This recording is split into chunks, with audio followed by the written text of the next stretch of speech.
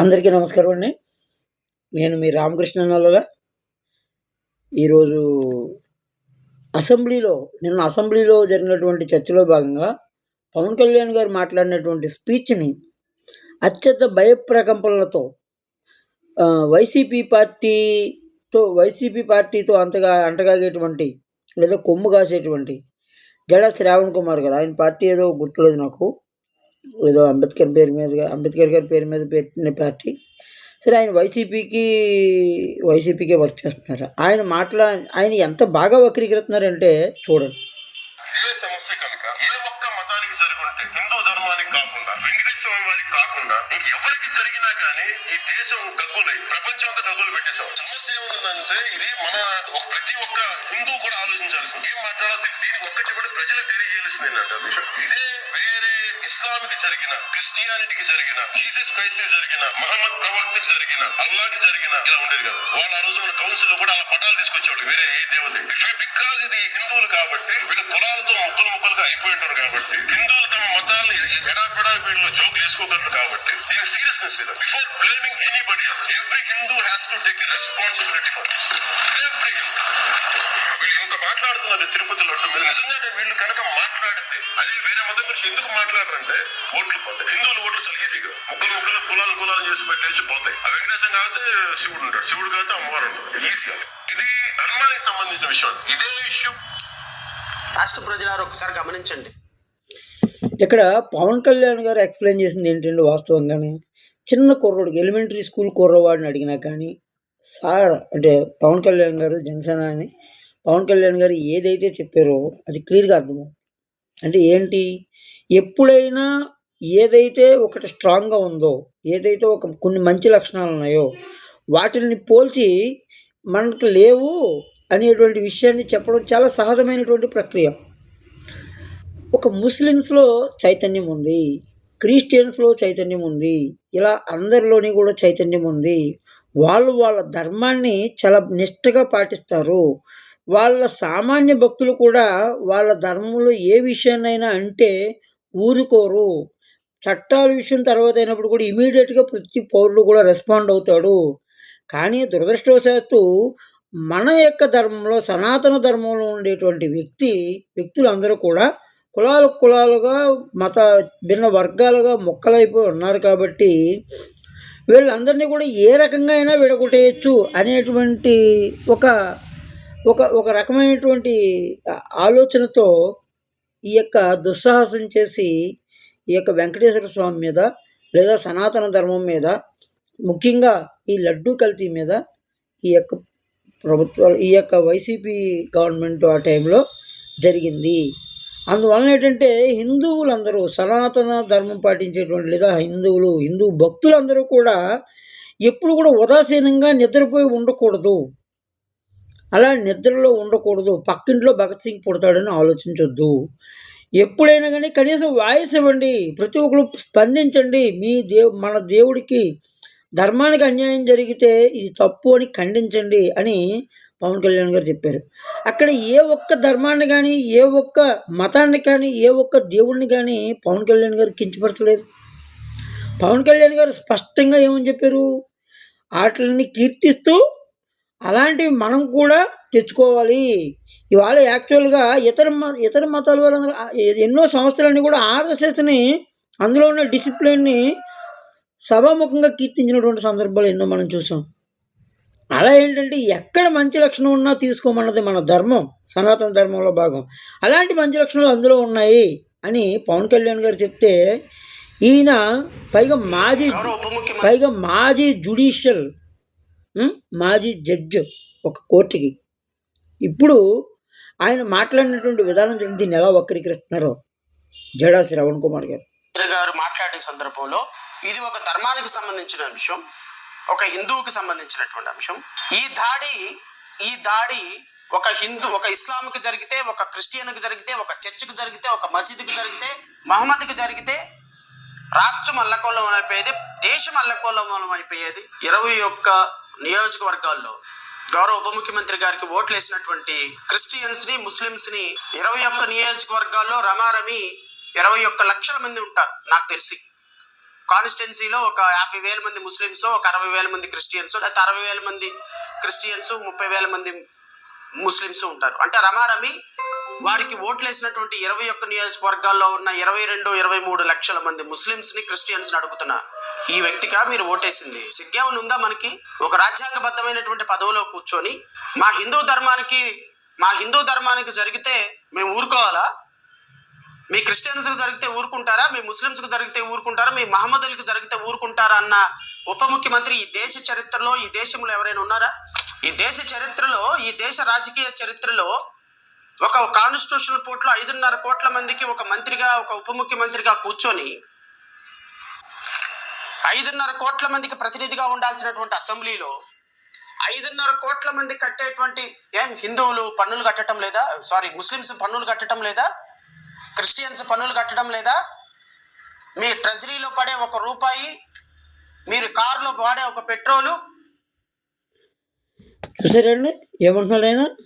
ఒక మాజీ జడ్జ్ జడా శ్రవణ్ కుమార్ గారు, మీరు ఇలాంటి వక్రీకరణలు చేస్తే పవన్ కళ్యాణ్ గారు వాటిల్లో ఉండేటువంటి చైతన్యాన్ని ఆదర్శంగా తీసుకుని సనాతన ధర్మం పాటించేటువంటి హిందువులు, హిందూ భక్తులు అందరూ కూడా చైతన్యంగా ఉండాలి, అలా నిద్రాణమే ఉండకూడదు అని చెప్తూ ఉంటే మీరు రెచ్చగొట్టి వాళ్ళని ఈ విషయాన్ని వక్రీకరించి వాళ్ళు అలా చేయొచ్చా అని ఆ మతాలని ఇన్వాల్వ్ చేసినట్టు, వాళ్ళ యొక్క మతాలని, వాళ్ళ యొక్క ధర్మాలని కించపరిచినట్టు మీరు ఇలా వక్రీకరించడం, చిత్రీకరించడం చేసేటువంటి దుస్సాహసం చేస్తున్నారు.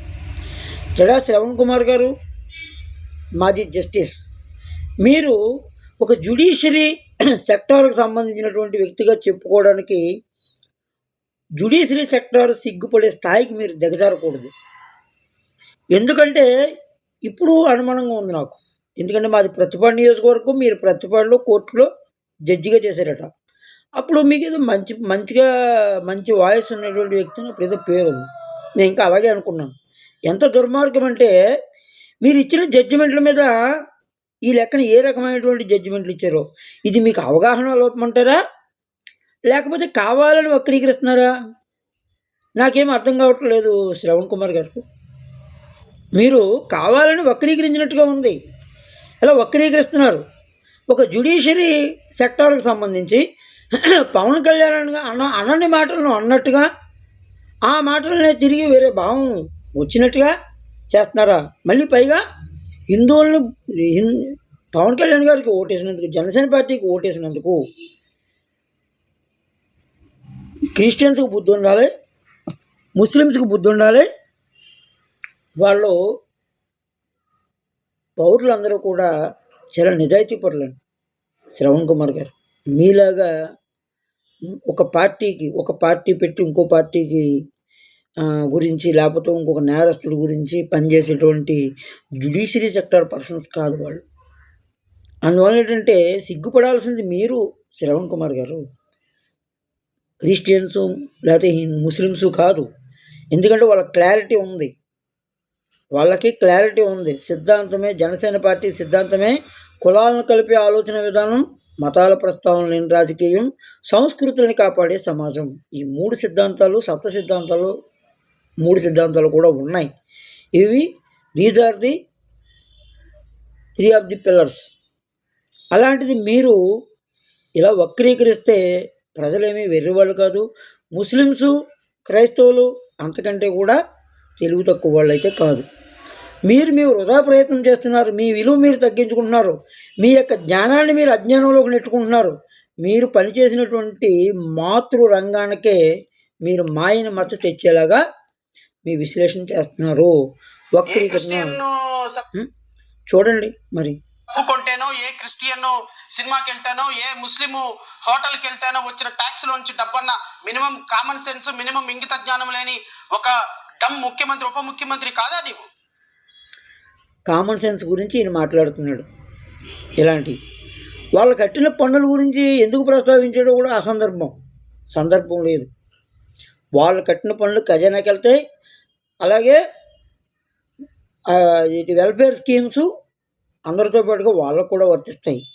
వెల్ఫేర్ స్కీమ్స్లో గవర్నమెంట్ ఇచ్చేటువంటి కార్యక్రమాల్లో ముస్లిమ్స్, క్రిస్టియన్స్ లేకపోతే ఇంకో మతం అనేటువంటి వేరియేషన్ ఎక్కడా లేదు.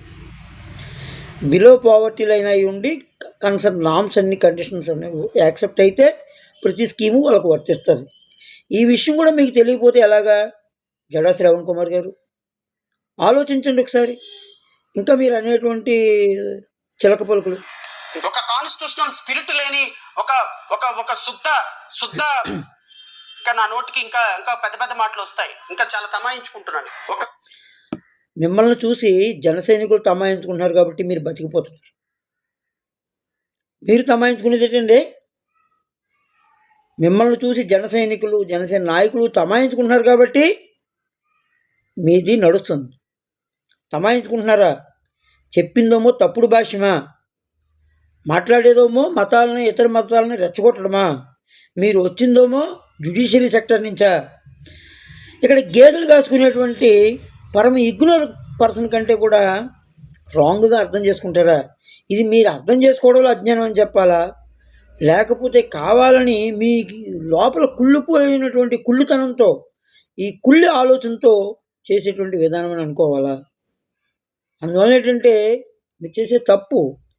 పవన్ కళ్యాణ్ గారిని మీరు ఏమైనా అనాలంటే మీరు ఆకాశం మీద ఉమ్మినట్టే, అది మీ మీదే పడుతుంది. మీరు ఎందుకు పనికి రాకుండా పోతారు. అలా కాలగర్భంలో కలిసిన వాళ్ళు ఎంతోమంది ఉన్నారు. వేస్ట్ ముఖ్యమంత్రి, ఉప ముఖ్యమంత్రి నీవు కాదా?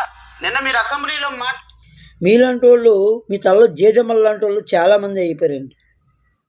మీరేదో తిడితే ఇదివరకులాగా జన సైనికులు రెచ్చిపోవడం, జనసేన నాయకులు రెచ్చిపోవడం ఇవన్నీ జరగవు. మీరు చెప్పిన విషయాన్ని, అందులో ఉన్న లోపాలను మాత్రమే తిరిగి ఎత్తి చూపించడం జరుగుతుంది. శ్రవణ్ కుమార్ గారు మర్చిపోకండి. మాట్లాడినటువంటి ప్రతి మాట ఈరోజు ప్రతి క్రిస్టియన్ని, ప్రతి ముస్లిం యొక్క గుండెని గాయపరిచింది. ఎవరండి క్రిస్టియన్స్, ముస్లిమ్స్? ఈ దేశంలో పౌరులు కాదా? మీరు వాళ్ళని ఏదోలాగా భావోద్వేగాలతో రెచ్చగొట్టి ఈ యొక్క వైసీపీ పార్టీ వైపు మళ్ళిస్తే కానీ ఏంటో వాళ్ళు ఎలాగా మంచి చేసి అభివృద్ధి చేసి లేకపోతే పథకాలని నిజాయితీగా అమలు చేసి అటువైపు మార్చుకోలేరు. జనసేన పార్టీ సిద్ధాంతాలని మీరు ఢీకొట్టలేరు. కాబట్టి ఏదో ఒక రకంగా వక్రీకరించి వీళ్ళని అటువైపు ఏదో ఒక రకంగా వాళ్ళలోని ఒక రకమైనటువంటి భావోద్వేగాన్ని రేకెత్తించి మీరు చేయాలనేటువంటి తపన, ఆత్రం, తాపత్రయం క్లియర్గా కనబడుతున్నాయి. జడా శ్రవణ్ కుమార్ గారు ఇవన్నీ కూడా ప్రజలు గమనిస్తారు. మీరు మాట్లాడే ప్రతి మాట కూడా వైసీపీకి గొడ్డలు పెట్టు. వాళ్ళకి తెలియదు పాపం. మీరు మామూలుగా ఇలా భజన కొడతా ఉంటే, బాగా కొడతా ఉంటే, ఇదివరకు అలా కొట్టిన వాళ్ళు అందరూ కూడా వెళ్ళిపోయారు. అందుకే 11కి తీసుకొచ్చారు సీట్లు. మీరు మొత్తాన్ని 0 చేస్తే కానీ ఒప్పుకునేలా కనబట్టలేదు. ఇంకేం వినాలో ఎంత ఉందండి. ఈ దేశంలో ఓటు హక్కు లేదా? ఈ దేశంలో బ్రతికే హక్కు లేదా? మీరు మాట్లాడేది అసంబద్ధ ప్రస్తావన. మాటలు ఉన్నాయి కదా అని ఊరికే వాడేస్తున్నారు అంతే. ఒక సందర్భ శుద్ధి కానీ ఒక పద్ధతి కానీ ఏమీ లేదు. అసలు ఓటు హక్కుల గురించి, వాటి గురించి, లేకపోతే వాళ్ళ యొక్క ఓటు హక్కుల గురించి ఎందువల్ల మీకు ప్రస్తావన వచ్చింది? వాళ్ళలో ఉన్న చైతన్యం గురించి, ఆ యొక్క ఇతర మతాల సోదరుల్లో ఉండేటువంటి చైతన్యం గురించి మాట్లాడితే మీకు ఎందుకు అంత పొడుచుకుని వస్తుంది అంటే దాని అర్థం ఏంటి? హిందువులందరూ కూడా కులాలకు అతీతంగా ఏకమైతే అటు క్రిస్టియన్ ఓటింగు, ఇటు ఇస్లాం ఓటింగ్తో పాటుగా హిందువులందరూ ఓట్లు వేసేస్తే రేపు పొద్దున్న మొత్తం వైసీపీ 0 అయిపోతుంది, మీ అందరి వాయిస్ వినబడదని మీరు యొక్క ఆలోచన, భయం, బెదురు, ఇన్సెక్యూర్, అభద్రత. కానీ నేను చెప్తున్నాను జడా శ్రవణ్ కుమార్ గారు, మీరు చేసే ప్రయత్నం మరీ వృధా ప్రయాస. సరే ఇంక చూడండి. ఇంకా ఎవరి మీద దాడి జరిగింది, ఎవరిని నిందిస్తున్నారు, ఎవరిని తీసుకొస్తున్నారు, ఎవరు మొత్తం అసలు ఏం పెట్టి ఆలోచిస్తున్నారండి? ఎవరిని నిందించారు? వాళ్ళలో ఉన్న చైతన్యాన్ని తీసుకుని ఆదర్శంగా మాట్లాడితే ఎవరి మీద దాడి జరిగింది, ఎవరు నిందిస్తున్నారు? ఎవరి మీద దాడి జరగలేదండి. సనాతన ధర్మానికి తూట్లు పొడిచేటువంటి పనులు చేశారు. దేవదేవుడు టీటీడీ వెంకటేశ్వర స్వామి యొక్క అతి పవిత్రమైనటువంటి లడ్డు యావత్ ప్రపంచ హిందూ సమాజానికి అందరికీ కూడా పవిత్రమైనటువంటి లడ్డూని, అందులో జరిగేటువంటి నెయ్యిని కంప్లీట్గా నెయ్యి అనే పదార్థం లేకుండా కల్తీ చేశారు. ఏ ధైర్యంతో చేశారు వాళ్ళు? హిందువులు అనేవాళ్ళు కులాలకు విడిపోతారు. ఒక కులం మీద ఇంకో కులాన్ని రెచ్చగొడితే వాళ్ళు హిందువులు అనే విషయం మర్చిపోయి కులాలుగానే గుర్తించబడతారు. కాబట్టి అందరికంటే కూడా వాళ్ళు మైనారిటీలు అయిపోతారు. అప్పుడు హిందువులు వాళ్ళ మెజారిటీ అనే విషయాన్ని గుర్తించరు. కాబట్టి హిందూ మతాన్ని ముందు కూలదోసేయాలంటే, సనాతన ధర్మాన్ని తునాతుకలు చేసేయాలంటే వీళ్ళ కులాలుగా విడగొట్టేయాలి అనేటువంటి ఆలోచన.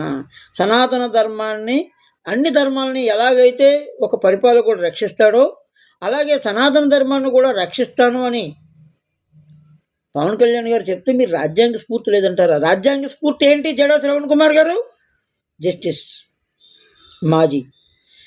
రాజ్యాంగ స్ఫూర్తి ఏంటండి? రాజ్యాంగ యొక్క మౌలిక స్వరూపం ఏంటి మీకు తెలీదా? రాజ్యాంగ మౌలిక స్వరూపంలో ఉండేటువంటి లౌకిక తత్వాన్ని ఎక్కడైనా పవన్ కళ్యాణ్ గారు మీరు మేరుతున్నారు.